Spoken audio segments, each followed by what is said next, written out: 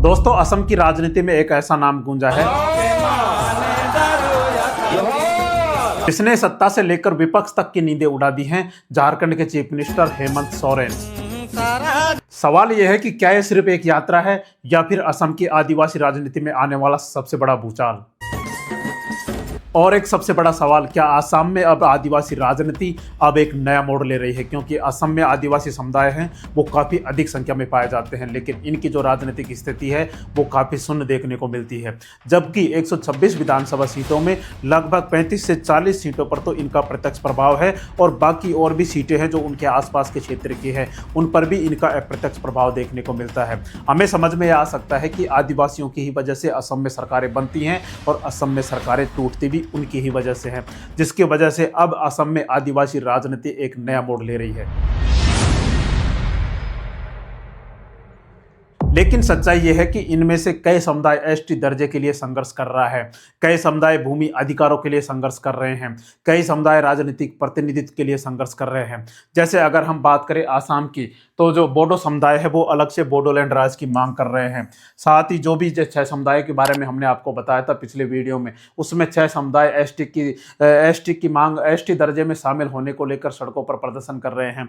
साथ ही अगर हमने देखा, पिछले वीडियो में हमने बताया था कि संथाल भी अपने अधिकारों से दूर होते जा रहे हैं, अपनी पहचान खोते जा रहे हैं। तो संथाल समुदाय के बारे में भी हमने पिछले वीडियो में विस्तार से डिटेल से चर्चा करी थी। तो आदिवासी जो समुदाय हैं उनकी मांगे अभी तक पूरा नहीं हो पाई हैं और ये वही समुदायों की जमीन है जहां से हेमंत सोरेन की राजनीति पकड़ काफी मजबूत मानी जा सकती है। तो चलिए दोस्तों, आज के इस वीडियो में हम समझते हैं कि हेमंत सोरेन असम क्यों गए थे, वह किससे मिले और वहां के आदिवासी समुदायों को क्या संदेश दिया।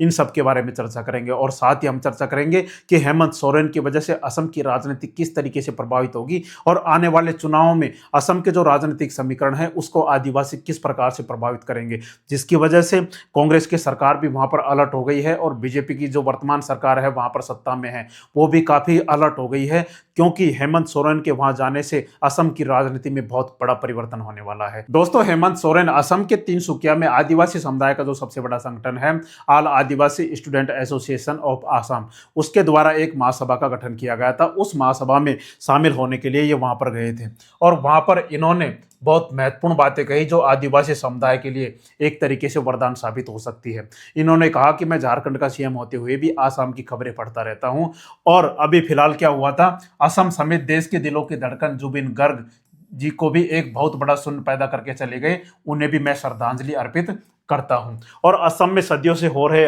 झारखंड के मूल निवासियों, आप सभी के ऊपर हो रहे अत्याचारों, आप सभी की परेशानियों को मैं सुनने यहाँ पर आया हूं। और इन्होंने जो महत्वपूर्ण बातें कही है वो अपने आप में काफी महत्वपूर्ण सिद्ध होती हैं। इन्होंने कहा कि आप लोगों की बहुत बड़ी संख्या यहाँ आसाम में है, किसकी है, आदिवासी समुदाय की है। असम में सत्ता में रह रहे लोगों ने फूट डालो और राज करो के चलते यहाँ आदिवासी, एसटी, ट्राइबल्स आदि को अलग अलग बांटकर रखा है। अब आपके यहाँ भी चुनाव आने वाले हैं, सभी को एकजुट रहना होगा। तो यह सबसे बड़ा संदेश था कि आदिवासी समुदायों को एकजुट रहना होगा, क्योंकि आदिवासी समुदायों की असम की सरकारें तय करती हैं और वही असम की सरकारों को उठने पर मजबूर कर देती है। और इन्होंने कहा कि आज आप असम में स्थिति देख लीजिए, यहाँ रहते हुए भी आदिवासियों को अपने हक, अधिकार, अपनी मान्यता के लिए संघर्ष करना पड़ रहा है। इस देश का चाय का उद्योग आदिवासियों के खून पसीने से चलता है, चाय का उद्योग आदिवासियों के खून पसीने के द्वारा ही चलता है और यहाँ आदिवासी हाशिए पर चले गए हैं। और इन्होंने कहा कि असम की सरकार से कहना चाहते हैं कि आदिवासी समाज बहुत स्वाभिमानी समाज है, अगर आपने आदिवासी समाज को मजबूर किया तो हम भी धरती आबा भगवान बिरसा मुंडा की संतान है, अगर जरूरत पड़ेगी तो असम के आदिवासी समाज को मदद करने के लिए झारखंड से पूरा समाज यहाँ आ जाएगा। तो उन्होंने जो असम के आदिवासी समाज हैं उनको एक मजबूती और दृढ़ता बंधाते हुए कहा कि अगर आपको यहाँ पर सताया गया या आपके साथ कोई भी परेशानी होती है तो पूरा झारखंड का आदिवासी समुदाय आपके साथ कंधे से कंधा मिलाकर खड़ा है। यह एक तरीके से असम के आदिवासी समुदाय के लिए काफी महत्वपूर्ण बात थी। और हमारी योजना को कॉपी हमारे विपक्ष के लोग करते हैं, जैसे ही चुनाव आते हैं थोड़े पैसे भेज दिए जाते हैं और जैसे ही चुनाव खत्म हो जाते हैं इनकी योजनाएं भी क्या हो जाती हैं, खत्म हो जाती हैं, इनके वादे भी क्या होते हैं, खत्म हो जाते हैं। और दोस्तों, इन्होंने जो आगे कहा वो हमारे लिए भी बहुत महत्वपूर्ण है और पूरे आदिवासी समाज के लिए भी बहुत महत्वपूर्ण है।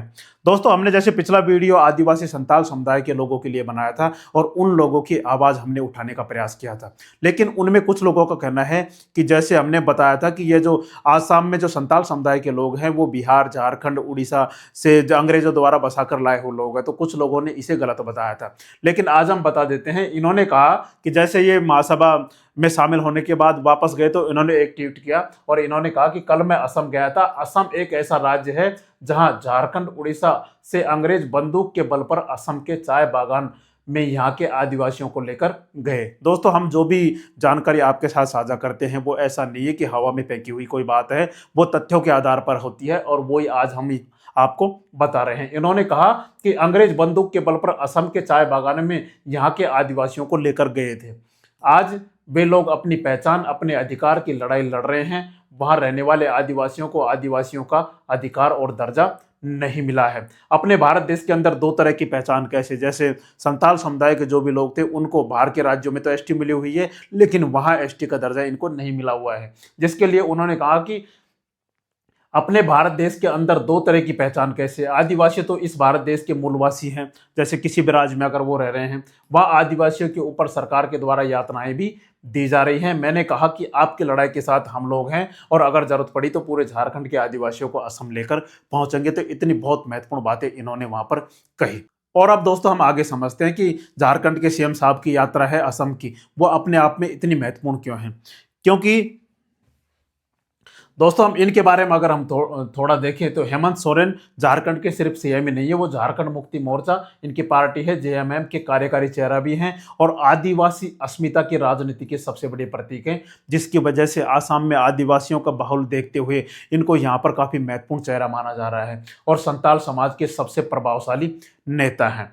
झारखंड में इन्होंने आदिवासी जमीन कानून को लेकर बहुत महत्वपूर्ण काम किया, पैसा कानून को लेकर बहुत महत्वपूर्ण काम किया, जंगल जमीन की लड़ाई को राजनीतिक एजेंडा बनाया। अब सवाल है क्या वही मॉडल असम में लागू करने की योजना या तैयारी की जा रही है। और अगर हम आगे देखें, हेमंत सोरेन की असम यात्रा यूं ही नहीं थी, क्योंकि उन्होंने आदिवासी संगठनों से भी मुलाकात की है। इन्होंने ऐसा नहीं है कि वहां जाकर वो केवल भाषण देके वहां से आगे, वहां पर जो आदिवासी संगठन है उनसे भी मुलाकात की है। सामाजिक प्रतिनिधियों से बंद कमरे में भी बातचीत हुई है कि आसाम में चुनाव को देखते हुए आगे की रणनीति क्या होगी। और आदिवासी अधिकारों को लेकर सीधा संदेश दिया गया कि अगर झारखंड में आदिवासी सरकार बन सकती है तो असम में क्यों नहीं। और यही लाइन असम की राजनीति में एक बहुत बड़ा भूचाल लेकर आ गई, जिसकी वजह से जैसे 2-3 दिन हो गए इनको वहां पर गए, लेकिन अभी भी लगातार इनकी चर्चाएं वहां पर चल रही हैं, क्योंकि इनकी यह यात्रा अपने आप में काफी खास हो जाती है। अब दोस्तों हम आगे समझते हैं कि अब सबसे अहम सवाल यह है कि क्या ये असम की राजनीति में स्थायी बदलाव है या सिर्फ चुनाव से पहले का दबाव बनाने का खेल है। लेकिन इतना तो तय है कि अब असम की आदिवासी राजनीति चुप नहीं बैठेगी, क्योंकि एसटी जमीन और पहचान का मुद्दा फिर से गर्मा गया है और इस गर्माए हुए मुद्दे को हेमंत सोरेन की मौजूदगी ने आग में घी डालने का काम किया है, जिसकी असम में यह इनकी यात्रा अपने आप में काफी महत्वपूर्ण बन जाती है। अब दोस्तों हम देखते हैं कि सबसे बड़ा भूचाल कैसे पैदा हुआ, क्योंकि असम में जो वर्तमान सत्तारूढ़ सरकार है वो बीजेपी की सरकार है, हेमंत बिस्वा शर्मा जी की सरकार है। और बीजेपी की सरकार 3 मुद्दों को लेकर चलती है। पहला है हिंदुत्व की भावना को लेकर चलती है, जो किसी से छुपी नहीं है, हिंदुत्व की भावना को आगे बढ़ाती है। दूसरा है राष्ट्रवाद को लेकर चलती है, राष्ट्रीय सुरक्षा को लेकर चलती है। और असम में तीसरा मुख्य मुद्दा है वो है घुसपैठ का मुद्दा, क्योंकि असम में हमें देखने को मिलता है जो भी रोहिंग्याज हैं या फिर बांग्लादेशी है, जो अवैध घुसपैठिए हैं, वो पूर्वोत्तर के भारत के राज्यों में सबसे ज्यादा असम में आकर रहने लगते हैं। अब उनको वहां पर क्या किया जा रहा है, अब उनको वहां पर चुन चुनकर वहां से भगाया जा रहा है। लेकिन एक मुद्दा ऐसा भी है असम में जो बीजेपी की राजनीति को असहज कर देती है, हेमंत बिस्वा शर्मा जी को असहज कर देती है। वो क्या है, आदिवासी अस्मिता की अलग राजनीति। हेमंत सोरेन के आने की वजह से अब इनको यह डर सता रहा है कि आदिवासी वोट बैंक एकजुट हो सकता है। जैसे हेमंत सोरेन जी ने कहा था कि आदिवासियों को एकजुट रहना होगा ताकि आगामी असम के विधानसभा चुनाव में महत्वपूर्ण भूमिका निभा सके। दूसरा है एसटी जमीन और पहचान का मुद्दा अब तेज हो सकता है, साथ ही बीजेपी का सोशल इंजीनियरिंग फेल हो सकता है। इसलिए राजनीतिक गलियारों में यह चर्चा हो रही है कि सोरेन फैक्टर असम में गेम चेंजर बन सकता है। इसलिए हेमंत सोरेन जी का असम यात्रा एक तरीके से काफी महत्वपूर्ण बन जाता है। अब दोस्तों कांग्रेस इसमें कैसे मौके तलाश रही है उसको हम समझते हैं।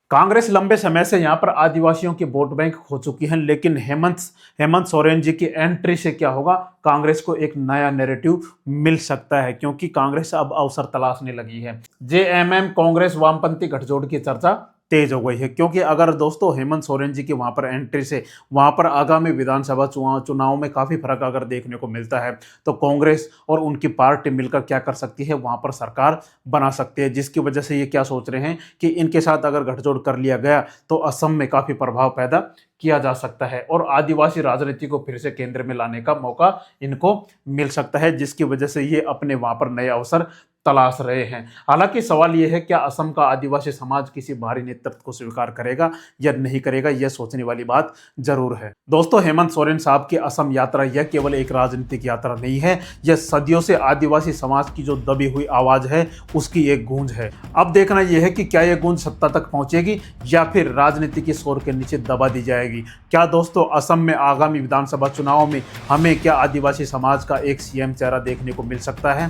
आप एक बार कमेंट करके जरूर बताना, और हमारी जानकारी आपको अच्छी लगी हो तो हमारे चैनल को लाइक एंड सब्सक्राइब जरूर करना। जय हिंद, जय भारत।